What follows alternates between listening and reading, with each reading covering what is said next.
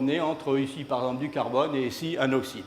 Le problème, vous le devinez, c'est que les ions lithium sont petits, mais pour entrer dans le solide, ce n'est pas évident. C'est difficile. Et si le solide est très gros à monocristal, ça va mettre des temps fous, ça va mettre une année à diffuser à température ambiante dans le cristal. Par contre, si c'est quelque chose de très divisé, ces petits pics que j'ai montrés, très fins, à ce moment-là, il y a très peu de distance à parcourir et ça va aller beaucoup plus vite. Donc on a intérêt à faire des nano-électrodes de façon que le lithium puisse entrer et sortir très facilement. Alors c'est cela qui a été fait grâce au virus. Alors les virus en question, c'est à des formes géométriques particulières, ceux-là ont des formes de petits bâtonnets, de cylindres.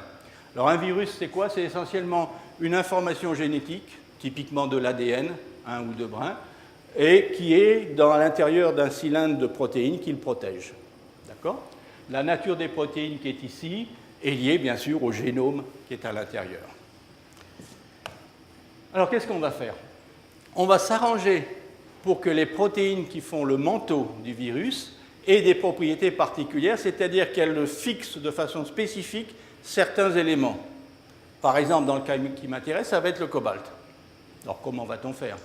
Eh bien, on va faire toute une bibliothèque de ces virus avec des protéines différentes et on va déterminer lesquelles sont spécifiques pour fixer le cobalt. Une fois qu'on a déterminé ça, on va fabriquer des quantités importantes de virus. Donc on va modifier génétiquement certains virus, puis les reproduire. La réplication d'un virus se fait à l'intérieur, enfin, du moins de cela, de bactéries. Donc on va mettre ça avec des bactéries qui vont fabriquer des virus à tour de bras, qui tous auront la même forme, la même morphologie, la même nature chimique et donc les mêmes propriétés. Donc là, il y a d'abord, je dirais, un tri génétique à faire, mais ça, les biologistes savent très bien le faire. Donc dans le cas qui nous intéresse, on a modifié génétiquement ce virus, il s'appelle M13, peu importe son nom.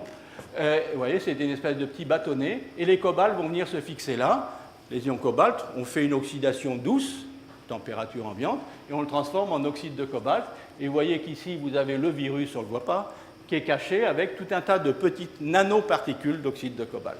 Et bien ça, c'est une électrode. C'est une électrode, c'est-à-dire, voilà, chaque bâtonnet représente un virus. Ils ont des formes allongées, c'est-à-dire qu'ils vont se comporter comme des cristaux liquides, ils vont s'organiser. Ils vont s'organiser, vous allez les déposer, ils vont se déposer spontanément sur un support en s'alignant comme ça, et vous faites une nanobatterie, où vous avez ici une électrode, c'est tous ces petits virus, qui sont capables, le lithium va entrer dans le manteau et ressortir, et puis de l'autre côté, une autre électrode. Vous voyez, mais il faut bien voir que ça a la dimension d'un virus. Un virus, c'est quelques centaines de nanomètres de long, et surtout quelques nanomètres de diamètre, beaucoup plus fin qu'un cheveu. Alors en plus, on peut manipuler ça, c'est les procédés de tout à l'heure, hein, on peut faire des opérations de mise en forme. Et bien, il suffit de prendre un support polymère, de le tremper dans la solution, il va y avoir les virus, ils vont s'accoler, et puis on a la batterie. Donc sur un film souple, vous voyez la taille de la batterie, ça peut être quelque chose qui est de l'ordre de 10 cm, ça peut s'enrouler sous forme de film mince, etc. Hein. On peut même faire de la mise en forme par estampillage. C'est typiquement des techniques de microlithographie, ça. Et donc faire des systèmes où vous voyez que vous avez... Ça, c'est la taille d'un globule blanc. Ou globule rouge, je ne sais plus quel soit. Il est vert ici, mais je crois que c'est un globule rouge. Et vous voyez qu'on fait des dispositifs dont les dimensions sont de l'ordre du nanomètre. Dernier exemple que je voulais prendre, c'est la molécule d'ADN, la double hélice, qui bien sûr a inspiré les artistes hein, pour faire des structures telles que celle-ci. Mais ce que je voudrais vous montrer, c'est que les scientifiques, à partir de l'ADN, vont faire des circuits électroniques, en particulier des transistors. C'est la publication qui est indiquée ici. Alors comment fait-on? La molécule d'ADN, vous la connaissez tous, la double hélice, et il se trouve que ce ruban bleu qui est ici, c'est des phosphates de sucre, c'est-à-dire qu'il y a des groupements phosphates sur lesquels les ions métalliques vont venir pouvoir se fixer. Donc ça va pouvoir fixer du cobalt, du cuivre, du fer, du zinc, etc. D'accord? Exactement pareil que tout à l'heure j'ai fait avec le virus. Donc vous allez pouvoir facilement, cette double hélice, l'enrober de nanoparticules métalliques et donc faire un fil métallique que vous pouvez déposer ici entre un système de microélectrodes. Vous avez l'ADN avec son fil, son manteau métallique, donc qui sert de conducteur.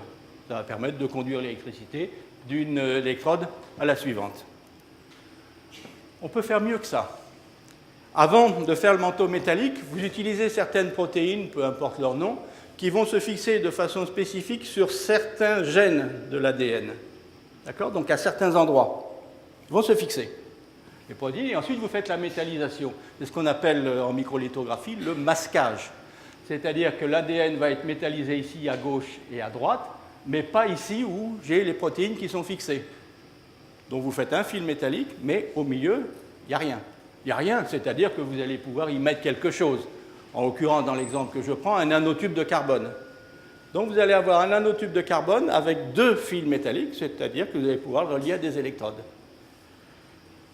Et vous allez pouvoir le relier, par exemple, en utilisant la pointe d'un microscope à effet atomique, où vous voyez que voilà le fil d'ADN recouvert, ben vous pouvez le déplacer, le tordre, etc., le positionner avec ce genre de dispositif. Ça, c'est de la nanotechnologie.